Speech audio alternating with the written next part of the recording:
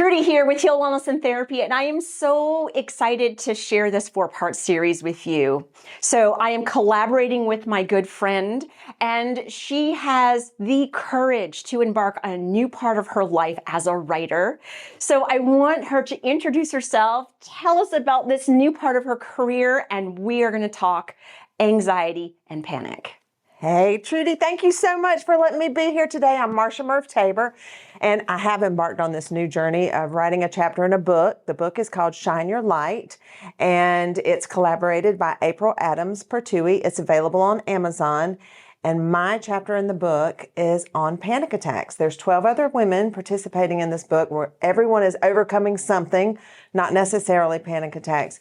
But I'm talking about panic attacks, and who better to talk about panic attacks than Trudy, because she has put a lot of tools in my toolbox to help me deal with my own panic attacks. Oh, thank you, Marsha.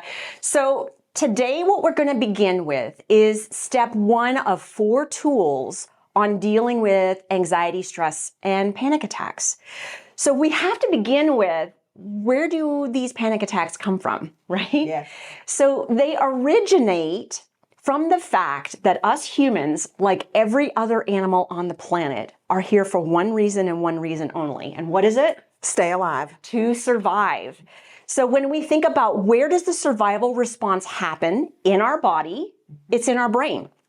Specifically, a very small part of the deep part of our brain, the amygdala. Now, the amygdala occurs on both parts of your brain. So 2 hemispheres have each an amygdala. See if I can speak today. And they are about the size of what? An almond. So these little 2 things here are what are fully responsible for that entire panic attack and anxiety response that happens to each and every one of us.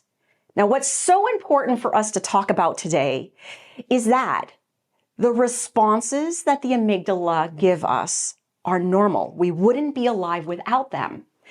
However, when our threat or our fear of our threat is way bigger than it should be, panic ensues. And why does it ensue?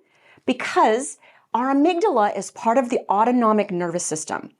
Our autonomic nervous system means we have no control over it. And there are 2 parts, the sympathetic nervous system, flight and fight, and the parasympathetic nervous system, rest and digest and relax. And so when that sympathetic nervous system is on overdrive, we get these symptoms that happen in our body all the time without even having a stimulus that tells us we are being chased or we are being attacked or whatever it is. So Marsha, why don't you share with us personally, Yes. What are your symptoms of panic attacks? If I'm starting to have a panic attack, then I'll start feeling shallow breathing, like I can't get enough air. So then I start to hyperventilate. I have heart palpitations. I feel like I can't swallow. I get dizzy, kind of disassociative feeling, numbness and tingling in my hands and feet, and sweating. Yeah, sweating. Yeah. So all of the symptoms she has, I'm sure many of you out there can say, yeah, me too. I'm right there with you. So why do these symptoms occur? Again, that perceived threat is high. Your system is on overdrive to the sympathetic response. And there are nerves and parts of our body that have a higher sympathetic response to them. So the sweating occurs if we look at research and we look at people who have tried to understand from historically other animals, why do us humans sweat so badly when we're having an autonomic response and a panic attack? Believe it or not, it's because when we're sweaty, we're slippery. And when we're slippery, that means that maybe that bear or that tiger can't get a hold of us, right? So that explains the sweating. But what about the heart palpitations or the high heartbeat? Like you feel your heart beating out of your chest, right? Yes. So that's occurring because we need to push that blood to our muscles. Our sympathetic response, our flight or our fight. In order to run or in order to fight, we need to be able to move. And that's where our muscles come into play. That's also why that numbness and tingling occurs, because we take our sensory system away so that we can use our motor system. A lot of individuals that, they get this real dry throat, or maybe they almost feel like they're going to throw up, or maybe they do throw up, or worse yet, maybe they pee in their pants. All of those things once again occur because sympathetic nervous system nerves are on overdrive. Parasympathetic nerves supply your rest and digest system. So that's why the salivary glands shut down, the stomach begins to not work, the GI system, it shuts down. And because your bladder, unfortunately, is a muscle, it contracts sometimes when we least expect it, when we're having a panic attack. So those are all the reasons all of those symptoms occur. Yes. Yeah. So what we're going to do with this 4-part series is we're going to be working on 4 tools. And these are tools that are familiar to myself and familiar to Marsha because we've worked on them together. Yes. Breath work, which we're going to finish this video with today. Second video, we're going to be talking about self-talk, mindfulness and meditation. How can we work on talking ourselves off of the edge of that cliff that really we're not being chased by that bear or that tiger? Third video, we're going to be talking about muscle relaxation. Did you know that we can tackle muscles in our body that are a little bit closer linked to that sympathetic response? And if we make those muscles relax, then we can actually get into more of a relax and digest type of response. And then finally, we're going to be working on some cool self-massage or acupressure techniques.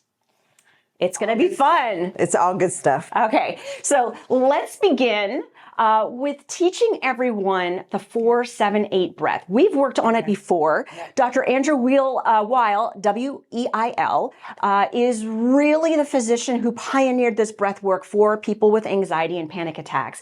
And it's pretty simple. So you're going to inhale into your nose for a count of 4. I'm going to talk you through it. You're going to hold your breath for a count of 7.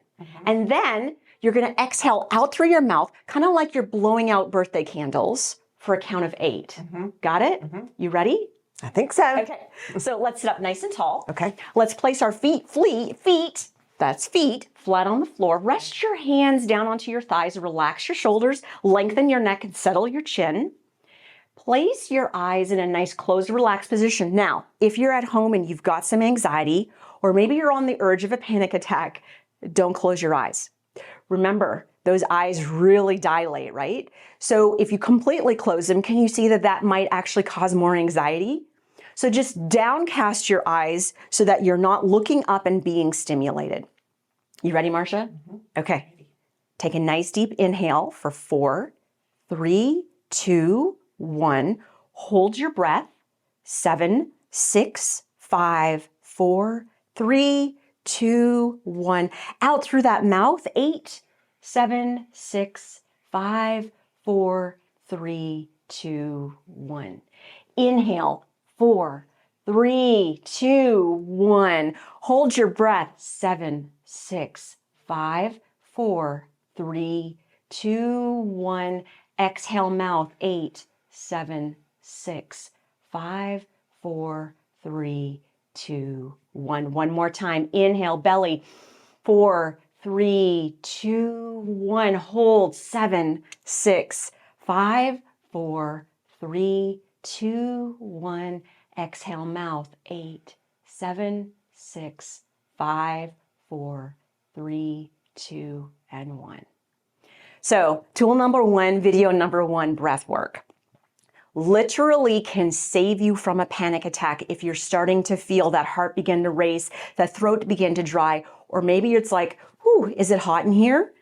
Try the 4-7-8 breath. Now, if we follow general research guidelines, begin with 4 rounds of the breath. Don't begin with 10, 12, because you could overstimulate your system rather than what the goal is, which is to get into that rest and digest system. All right. Thank you, Trudy. You're welcome. Stay tuned for video number 2.